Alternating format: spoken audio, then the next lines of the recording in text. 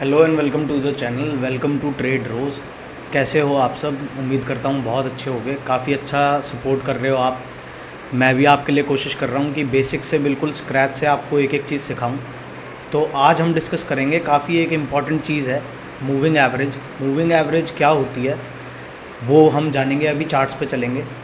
आज की जो वीडियो रहेगी उसमें हम 4 ऐसे बेसिक रूल्स मूविंग एवरेज के बारे में सीखेंगे जिसके बिना आप उनको ढंग से यूज़ नहीं कर पाओगे और उसका जो मेन यूज़ केस है वो आपको नहीं पकड़ में आएगा बिना ये सब नॉलेज के। तो लेट्स गेट स्टार्टेड। फटाफट देख लेते हैं कौन से वो 4 ऐसे बेसिक रूल्स हैं और फिर उनको अप्लाई कैसे करना है लाइव मार्केट में या फिर चार्ट्स पे कैसे यूज़ करना है, एंड में हम वो देखेंगे। पहले ये रूल्स डिस्कस कर लेते हैं। फर्स्ट, तो maximise your trades. 4 game changing secrets हैं मूविंग एवरेज के। फर्स्ट है, अवॉइड करो trading when price is far from moving average. मतलब जब प्राइस मूविंग एवरेज से दूर ट्रेड कर रहा है तब कोई भी नया ट्रेड लेने से आप थोड़ा सा अपने आप को रिस्ट्रिक्ट करो। सेकंड यूज़ है, मूविंग एवरेज को हमने यूज़ करना है as a area of value. मतलब ये हमारे लिए एक इम्पॉर्टेंट एरिया बन जाएगा जहाँ पर हम अपने कोई ट्रेड को स्टार्ट करने के बारे में या फिर क्लोज करने के बारे में डिसीजन ले सकते हैं। वो भी जानेंगे, अभी चार्ट्स पे चलेंगे कैसे। थर्ड जो बेसिक रूल है वो ये है कि कोई बेस्ट मूविंग एवरेज नहीं है। कोई लोग 20 की यूज़ करते हैं, कोई 50 यूज़ करता है, कोई 55 यूज़ करता है, कोई 21 यूज़ करता है, कोई 9 यूज़ करता है, कोई 200 यूज़ करता है। तो कोई बेस्ट मूविंग एवरेज नहीं है। हर मूविंग एवरेज की अपनी एक सिग्निफिकेंस है, अपना एक मतलब निकल के आएगा। वो भी हम जानेंगे चार्ट्स पे कि कैसे क्या होता है। फोर्थ है, हमें अवॉइड करना है मूविंग एवरेज को कम्प्लीटली जब मार्केट रेंज बाउंड है। जब एक रेंज में चल रही है, ना तो वो ऊपर के डायरेक्शन में जा रही है ना वो नीचे के डायरेक्शन में जा रही है और साइडवेज है प्रॉपर, तब हमें मूविंग एवरेज को यूज़ करने से बिल्कुल अवॉइड करना है। तो अब फटाफट देखते हैं कि क्या होती है मूविंग एवरेज। ये हमारा निफ्टी 50 का इंडेक्स है। मंथली टाइम फ्रेम पे है हम। एक कैंडल रिप्रेजेंट कर रही है एक मंथ का मूवमेंट निफ्टी 50 के प्राइस का। तो इस पर हम सिंपली एक मूविंग एवरेज प्लॉट कर रहे हैं। अभी कन्वीनियंस के लिए इसको हम रखते हैं 50, यहाँ से चेंज कर सकते हैं। तो 50 मूविंग एवरेज का मतलब ये हो गया कि ये जो मूविंग एवरेज है ये वो प्राइस प्लॉट कर रही है कि जो इन 50 कैंडल्स का एक एवरेज प्राइस होगा, ये वो प्लॉट कर रहा है ये जो लाइन है। तो इस कैंडल से लेके पिछली 50 कैंडल का जो एवरेज निकल के आएगा वो 17,126 बन रहा है। सेम चलेगी ये हर टाइम फ्रेम पे, ऐसे ही चलता है। अब ये 50 वीक्स का, जो पिछली 50 वीक्स का एक एवरेज प्राइस निकल के आएगा, उसको ये मूविंग एवरेज प्लॉट कर रही है। तो ये एक ट्रेंड फिल्टर है एक तरीके से। अगर हम 50 मूविंग एवरेज को पहले मंथली से हम डेली पे आते हैं, पहले मंथली टाइम फ्रेम देखते हैं और जब से ये डेटा अवेलेबल है हम तब से इसको स्टडी करते हैं ताकि पूरी तरीके से आपको पिक्चर क्लियर हो।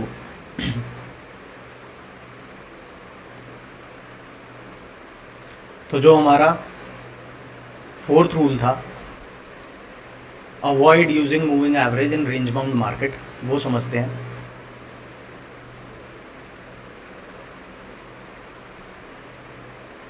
इस तरीके की मार्केट को हम बोलते हैं रेंज बाउंड मार्केट,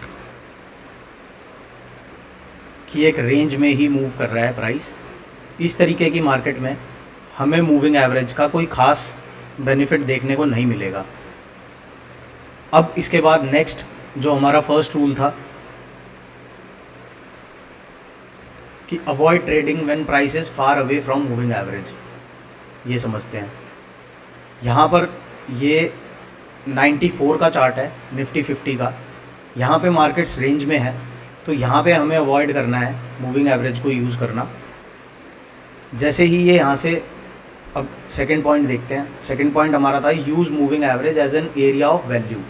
तो यहाँ पे हमें क्या देखना है कि जब प्राइस मूविंग एवरेज पे आ रहा है तो यहाँ पे थोड़ा सा पॉज ले रहा है और फिर यहीं से उसमें एक रीबाउंड मिल रहा है देखने को। यहाँ पे आके इसने 1-2 मंथ्स स्टे किया प्राइस ने और फिर यहीं से एक रिवर्सल दिखा हमें। इसी तरीके से ये एक रेंज में चला और जैसे ही ये मूविंग एवरेज के ऊपर 2 जून 2003 में इसने क्लोजिंग दी, यहाँ से हमें एक ट्रेंड मिला। अब जो हमारा सेकेंड रूल बन के निकल रहा था कि हमें अवॉइड करना है, जो फर्स्ट रूल था हमारा कि avoid when the price is far away from moving average, वो हम यहाँ से समझेंगे। किसी बंदे ने अगर यहाँ पे ट्रेड इनिशिएट नहीं करा और प्राइस इधर कहीं चल रहा है, अगर यहाँ पर आप एंट्री ले रहे हो तो इस तरीके से प्राइस पुल बैक करता है और एरिया ऑफ वैल्यू पे आता है जो कि आपकी मूविंग एवरेज है, उसको टेस्ट करता है। तो अगर यहाँ पर कोई बंदा नई एंट्री बना रहा है तो उसके स्टॉप लॉस हिट होने के चांसेस बढ़ जाते हैं और वो एक फियर साइकोसिस में भी जा सकता है कि यहाँ पे उसने पोजीशन बनाई है और मार्केट बिल्कुल ही घूम गई है उसके अगेंस्ट। बाकी इसको अगर हम मूविंग एवरेज को as a area of value देखें तो जब प्राइस वापस आया इधर से टेस्ट करके इसको दोबारा निकला है, तो ये देखो आप मूविंग एवरेज से काफ़ी ऊपर रहता है प्राइस। जब भी मार्केट ओवर एक्सटेंड हो जाती है इस तरीके से, जैसे यहाँ पर भी थी कि एक रेंज को निकाला था और रेंज निकालने के बाद थोड़ा सा इसमें डिफरेंस ज़्यादा था, ये एरिया जैसे है ये परफेक्ट प्लेस है आपके लिए कहीं भी किसी भी ट्रेड में एंटर करने के लिए। फिर नेक्स्ट टाइम जब इसने इसको टेस्ट किया तो एक ब्रेकडाउन मिला, सस्टेन किया प्राइस और फिर से दोबारा जब इसके ऊपर निकला है तभी हमें एक मोमेंटम देखने को मिला, फिर यहीं पे पुल बैक लिया। तो ये एरिया ऑफ वैल्यू दिखा रहा है कि प्राइस धीरे धीरे करके यहाँ तक आता है और फिर साइडवेज होके और फिर एक नए ट्रेंड के लिए निकल जाता है। तो ये जितनी भी बार इसने इसको टेस्ट किया है,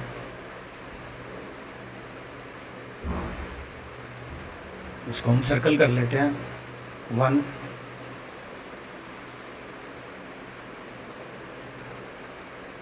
2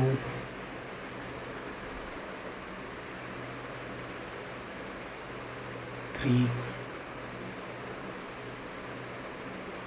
अभी हम सिर्फ ये समझ रहे हैं कि किस तरीके से मूविंग एवरेज काम करता है।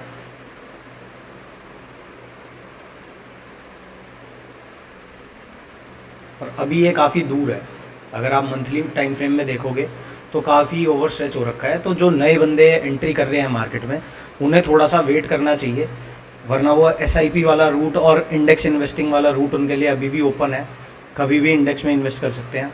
अब ये देखा हमने मंथली टाइम फ्रेम पे EMA 50 ने किस तरीके से सपोर्ट किया है। नेक्स्ट हम देखते हैं वीकली टाइम फ्रेम पे कैसे चलती है ये चीज़। वीकली में भी देखोगे आप तो कुछ टाइम तक मूविंग एवरेज के नीचे जाता है, एक फेक आउट काइंड ऑफ बनता है, रिवर्सल पैटर्न बनता है और इसके ऊपर जब आपको क्लोजिंग मिलती है फिर आपको एक ट्रेंडिंग मूवमेंट मिलती है। जब तक इस एरिया में ऐसे रेंज में घूम रहा है प्राइस तब तक आपको थोड़ा अवॉइड करना चाहिए, जब तक ये रेंज इस टाइप की रेंजेस क्लियर नहीं होती। यहाँ भी अगर आप देखोगे जब तक प्राइस इसके पास पास मूव कर रहा है तब तक आपको थोड़ा सा इग्नोर करना है और यहाँ पर आपको अगर कोई बुलिश कैंडल मिलती है तो वहाँ आपकी एग्जिट एंट्री बन सकती है। जैसे आप देखोगे कि इसने अपने मूविंग एवरेज पे एक हैमर कैंडल बनाई है और उसके बाद हमें एक मोमेंटम मिला है काफ़ी हफ्तों का।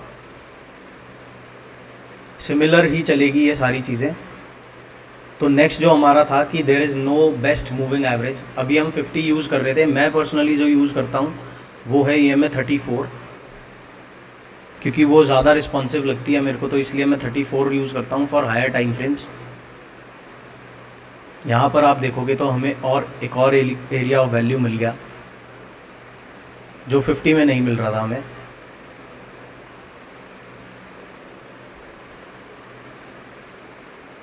इस तरीके से आप ट्रेंड फिल्टर कर सकते हो। यहाँ भी पुल बैक आया है तो ये एरिया ऑफ वैल्यू है, यहाँ पर आप अपना ट्रेड इनिशिएट करने के बारे में सोच सकते हो। यहाँ पर आप ट्रेड इनिशिएट करने के बारे में सोच सकते हो शॉर्ट साइड का।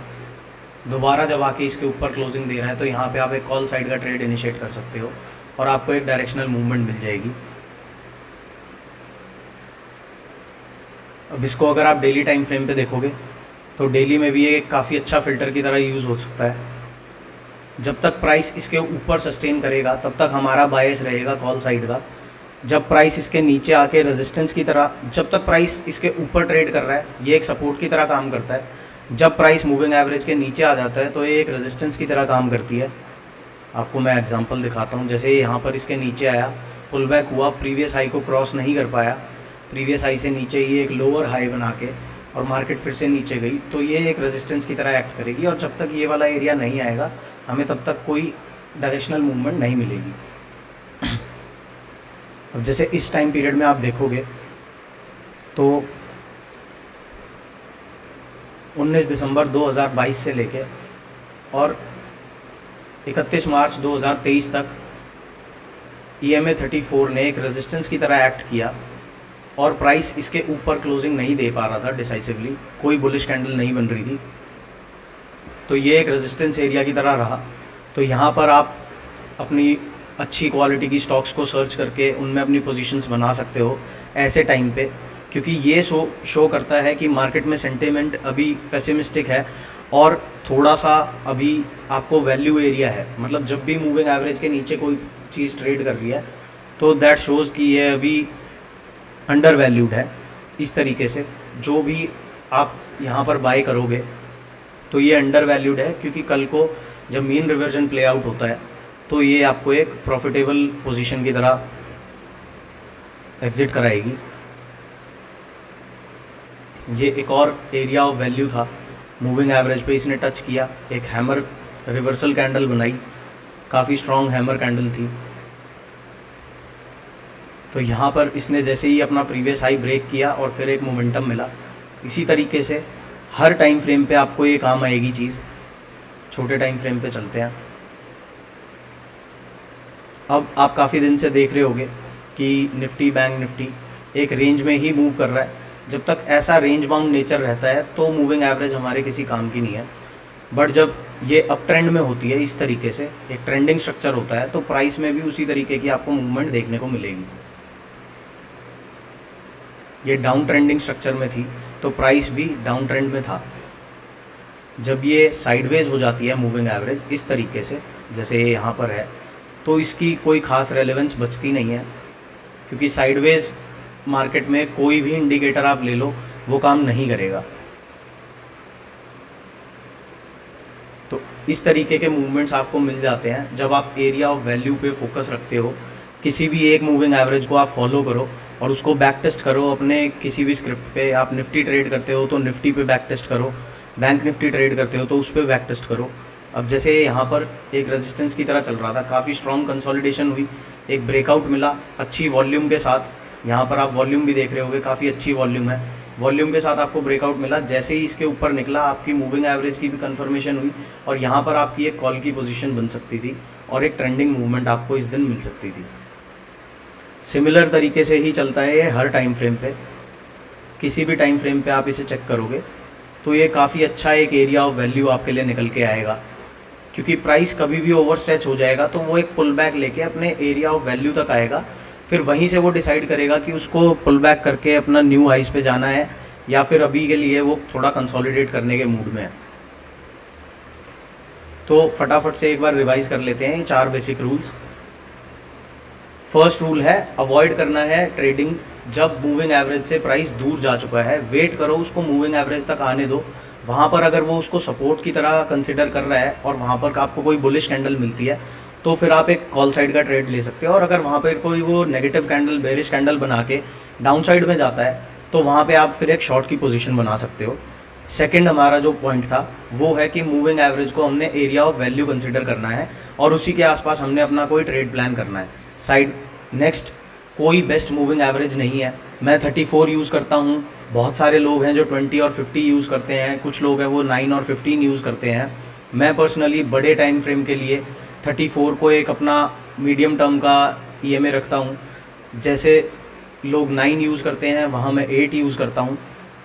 लास्ट हम देखते हैं कि हमें अवॉइड करना है मूविंग एवरेज को यूज़ करना रेंज बाउंड मार्केट में। ये सब चीज़ें हमने चार्ट पे भी देखी कि जब रेंज में होती है कोई चीज़ तब मूविंग एवरेज इतनी काम नहीं आती। बट इस तरीके से अगर आप यहाँ पर देखोगे कि एक बार इसने मूविंग एवरेज के ऊपर अपना कंसोलिडेट करना स्टार्ट किया और फिर जैसे ही प्रीवियस हाई निकला है वहीं से इसने एक कई दिनों का ट्रेंड दिया है।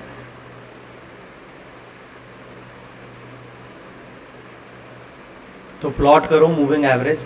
अगर आप स्विंग ट्रेडिंग कर रहे हो तो मेरे हिसाब से 34 मूविंग एवरेज आपके लिए काफ़ी अच्छा इंडिकेटर साबित हो सकता है। सिंगल इंडिकेटर है, इसको अगर आप किसी और चार्ट पे भी देखना चाहोगे, फटाफट हम बिटकॉइन पे देख लेते हैं कि बिटकॉइन पे कैसे काम करता है ये। अभी हम देख रहे थे निफ्टी 50, अब आप देख रहे हो बिटकॉइन का चार्ट। तो जब तक मूविंग एवरेज के नीचे प्राइस ट्रेड कर रहा था हमें डाउन साइड के मूव्स मिल रहे थे और यहीं से रिजेक्ट होके कितना प्रिसाइज ये काम करता है आप इसको देखो। यहीं से रिजेक्ट होके प्राइस में फिर एक फॉल आया, और जब फिर इसने रीकैप्चर किया, उसके बाद सस्टेन होके निकला, तो हमें काफ़ी अच्छा मोमेंटम वाला मूव मिला जो इसको फ्रेश हाइज तक लेके गया। इसको वीकली में देख लेते हैं फटाफट।